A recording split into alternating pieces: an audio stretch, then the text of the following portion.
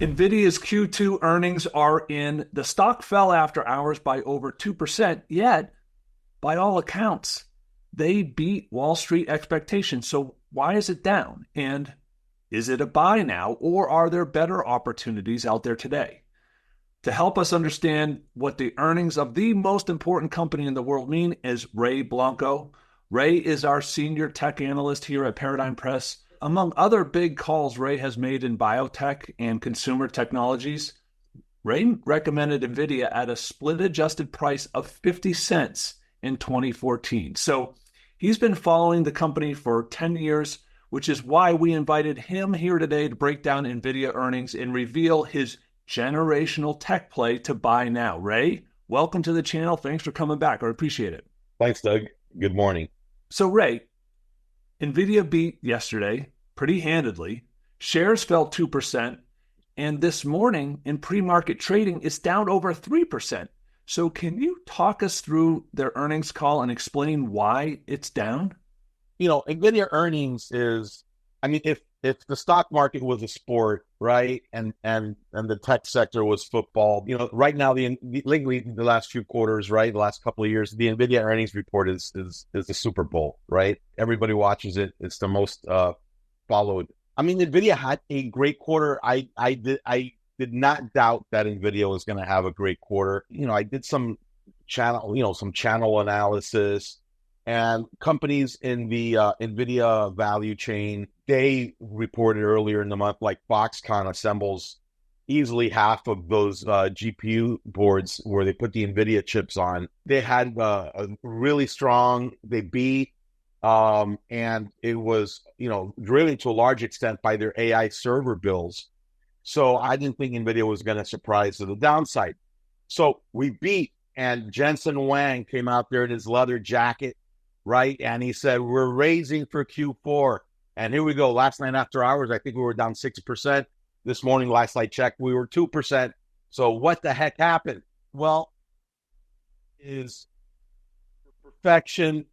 And even with a beat and raise, there's people that are going to take a profit. And there's a few clouds on the horizon, and a few things going on. So it was a great quarter. Data center was like 26 billion out of 30 billion in revenues. That's incredible. The story on this company was they're gaining GPU sales, which, by the way, did well, 16% year over year, over the prior year quarter. So they're old, used to be their core business. I'm old enough to remember it was a big deal when data center hit 50% in NVIDIA revenues, and now it's like 80%.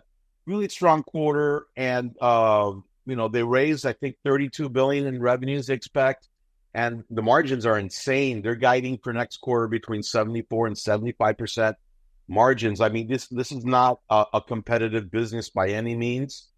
They're basically pulling the kind of margins you'd expect out of a pharmaceutical company with a patent drug that nobody else can make because it's still under market exclusivity protections. So things that the market might be looking at. Well, Blackwell is delayed till the first quarter next year. They were supposed to start shipping this quarter. For those of you who don't know, Blackwell is their next generation AI accelerator. It's an amazing piece of engineering. It's so amazing that they found some design flaws late in the production process. So they've had to wait till the first quarter of next year, although we may get some early ships next quarter. So that's kind of like, is that going to affect next quarter? Well, apparently NVIDIA doesn't think so because they raised for Q4 despite the delay. That just tells you the demand. Just on the H100, which is their current generation that's out there, they can't make enough. So beat and raise, still sold off. Other things is growth is going to start slowing. And how long can this story go on is the big question. What really got me going, almost a decade ago on NVIDIA was the fact that they had this incredible AI technology nobody knew about. Nobody knew about it back then. The big thing about NVIDIA was their gaming GPUs, right? And there they have the dominant market share. They invented that category back in the 90s. And they were trying to crack into the smartphone market. Jensen Huang failed on that. He tried. Well, but Qualcomm, is a tough nut to crack in that market, making a premium smartphone CPU. And then the crypto craze came along, and then AI came along, and here we are. This is an AI company now. Nobody even thinks about that other stuff. It's all AI all the time. But when you're pulling a 75% margin, I mean, you know, other people want to break in, and the market hasn't been sufficiently forward looking on Nvidia, in my opinion. But we could see that come around eventually. All right, so those margins are incredible, right? I mean, some companies exist on 2 or 3% profit margins and produce a lot of profits off of that, but 75% is relatively unheard of. So what that must mean is that competition is on its way if it's not already here. So obviously, Amazon, Google, Meta, Microsoft, they're all making their own chips now, their own AI chips. So what does that mean for NVIDIA's long-term prospects? So these big, giant companies, the cloud companies, the hyperscalers, Meta, Google, Amazon, Microsoft, they've got billions and billions and billions of dollars that they can spend and design their own chips that will be carefully tuned to their exact precise needs. So they can afford to hire a design team. They can afford to design their own AI chips. They can afford to go to Taiwan Semi or Samsung or Intel and have them manufacture their chips to their specs. So that is happening. They're still buying NVIDIA equipment. XAI, Elon Musk's AI company, is building that huge facility out in Memphis. They already broke ground. It's already started running. They're not in that situation yet. I mean, they're putting out 100,000 H100s over there at their new facility in Memphis, Tennessee. Microsoft, Intel's going to start manufacturing their new AI chips for their data centers, next year. Once they break ground on their cutting edge facility, Microsoft is one of the first customers. Same goes for Amazon and Google. They may use a mix of NVIDIA stuff and their own in-house, but I expect to see more and more of that out of these guys. Because when you're building, a $10 billion data center and you can save some money, you're going to do it, right? And especially with supply constraints. Right. So there's that. So there's the hyperscaler confecting their own solutions. That's competition against NVIDIA. Of course, there's the rest of the market, which is even bigger. But then in the rest of the market, you've got a bunch of private startups that have reimagined the computer. So, the way it's been for 70 years is the von Neumann architecture, where you have a CPU or a processing unit, not necessarily CPU. Over here, you have memory over here. You've got storage over here, and everything moves back and forth. That's the way we've been building computers every single generation, going back to the 50s at least. That doesn't work so great for AI. The processing unit and the memory talking to each, reading and writing is a major bottleneck, because the kind of bandwidth these AI supercomputers require is just incredible. It's way beyond any kind of workload we've ever seen with any other application before. So there's these private startups that are doing this thing. There's many different names for this technology. CIM, compute in memory. There's like a dozen other names for it. I don't think we've come up with a default term for it yet. But they're kind of fusing memory and the processor into the same unit, and it's all one unit, so that you don't have that bottleneck between the two. I mean, it's kind of like the human brain, if you think about it. I'm not aware that I have a separate processor from memory in my brain. It's all one thing. Right. So there's these startups, and some of them I was looking at, Cerebras, which is one of them that's out there, and they've gotten a lot of funding. I mean, their performance claims on their AI accelerator are just insane, and they blow everything else out of the water, including NVIDIA stuff. So there's a competitive threat there. The third one is, NVIDIA isn't the only semiconductor company in the world. Earlier this year, AMD launched its own AI accelerator, the MI300, and it specs out very, very favorably against NVIDIA's offerings, and it's been the quickest launching product in AMD history. It's already pulling in billions for them, and I think Lisa Su, who incidentally is Jensen Huang's cousin. She's the competition. Yeah, I think she's been very, yeah, I guess it runs in the family. She's been, I think, very conservative on her estimates for her company's product. It is already a very fast growing product, and it's going to continue to be. And then Intel this quarter launches the Gaudi 3 AI accelerator, which again, according, it's not out there in the wild yet. It may be shipping as we speak, the first ones. Performance-wise, it compares very favorably with NVIDIA's equipment. It's going to get some traction. And, people don't want to pay $40,000 for an H100. I mean, I don't remember right now, but the B200 is going to be more expensive when they can buy an AMD or an Intel offering that's as good for maybe 20 or maybe even less. And it seems like, based on NVIDIA's margins, if you can produce, $20,000 is going to be massive savings for the customers, but it's also still lots of profit margin based on what we're seeing from NVIDIA. Yeah, even at $20,000, I mean, they're still going to make great money on these chips. But, Jensen Huang's got pricing power right now, and why wouldn't he? It's what the market will bear. So why wouldn't he do it? But this state of affairs, I've been saying this since last year, you guys, this is not going to last. There's going to be competition. You got to keep an eye on things. And again, let's going back to NVIDIA earnings.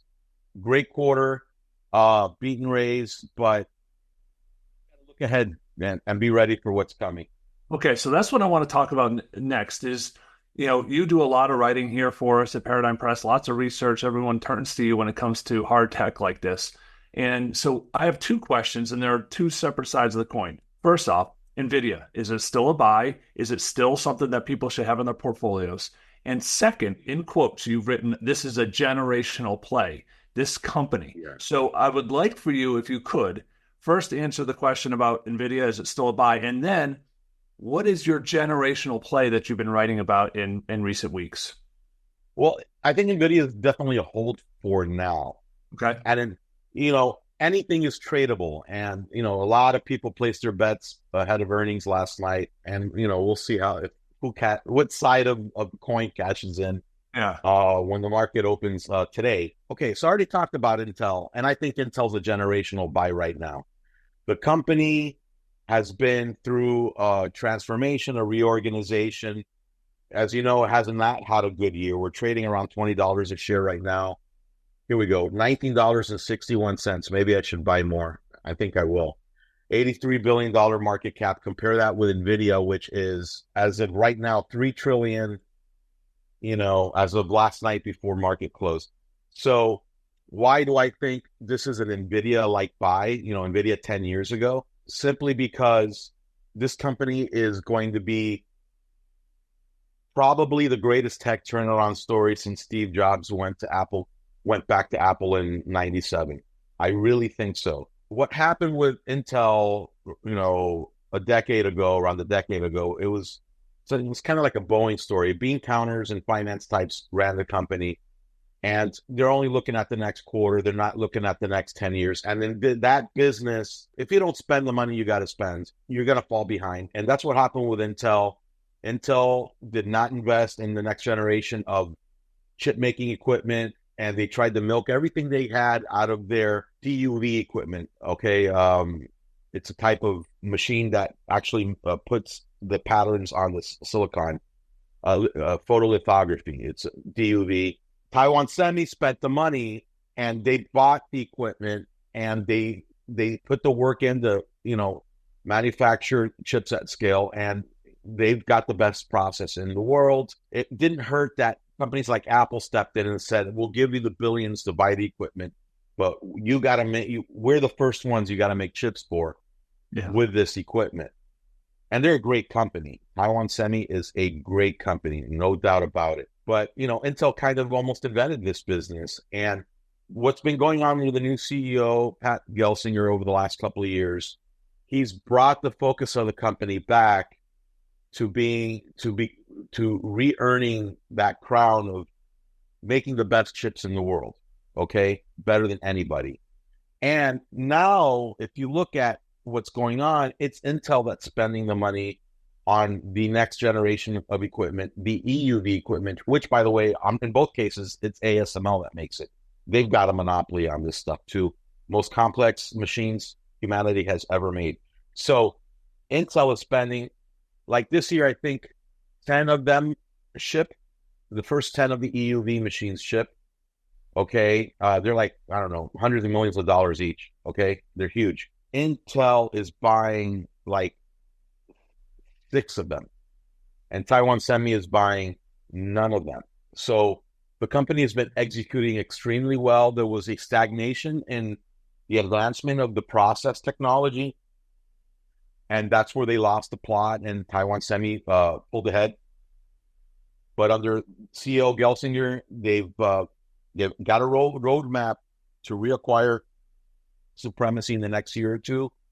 And they've been executing now. They're coming out with new process nodes, the new Intel CPUs that are shipping now. They're on the best process Intel's ever made. By the end of next year, they'll be shipping the 1.8A process, which is going to be better, or at least as good as Taiwan Semis. So that's that side of things. That's very important. Intel chips are going to be great. But there's the other part of the company reorganization, which I think is one of the things that makes Intel generational buy. I'm going to make a prediction in a second, but let me go over what's going on. Intel used to make chips for Intel, and that's it. Okay? Taiwan Semi is a foundry. They just make chips for everybody. Okay. There's no Taiwan Semi branded chips. They make chips for Apple, for NVIDIA, for AMD. These days, they're even making chips for Intel. You know, Intel, some of their chips are being made at Taiwan Semi at the moment as they're building their facilities.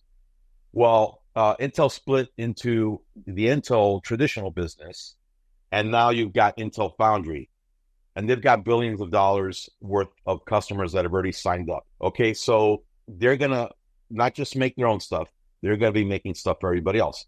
And I predict that once they retake the process crown, I predict that the NVIDIAs and the Apples of the world are going to start doing business with them, and they're going to become another Taiwan Semi. Okay. And why would these guys do that? Well, why would you not want to at least second source some of your stuff to Intel in the United States and Europe instead of putting all your eggs in the Taiwan basket? I mean, we went through COVID. We know the problems that the chip industry went through. On top of that, I mean, we're talking about Taiwan, and we're talking about it's basically 100 miles to China across that strait. And we all know what's going on over there, unfortunately, and it's a tense situation. And what if something happens and you're in NVIDIA or you're in an Apple, and all your chips are being made there, and something happens? I mean, your business is shut down. So I think Intel's going to execute. And another thing about Intel that I love, it's too big to fail. Okay, the United States and Europe, especially the United States, they're going to backstop Intel because they have to. We know how important it is. It's become painfully obvious that semiconductors are a national security issue. You're not going to have a modern military if your chief geopolitical opponent is making all your chips. You're not. It's like having Japan make your steel during World War II so you can make your tanks and ships and planes, okay? Yeah. No, you can't do that. So you've got a backstop, and that was obvious when, our current president, Biden, signed the CHIPS Act, $50 billion investment in the U.S. semiconductor industry to, at least retain some sort of domestic independence in this matter for this critical technological resource. And a lot of that money's gone to Intel. They're building this massive facility in Ohio. They're investing in Europe and so on. They've slowed down in Israel, although Gelsinger, in the last earnings call, say we remain committed to Israel. But, things are kind of not so great in Israel these days. Right. So I predict, we're at 83, we're at 100 billion market cap before the last earnings sold off because we got a weak quarter.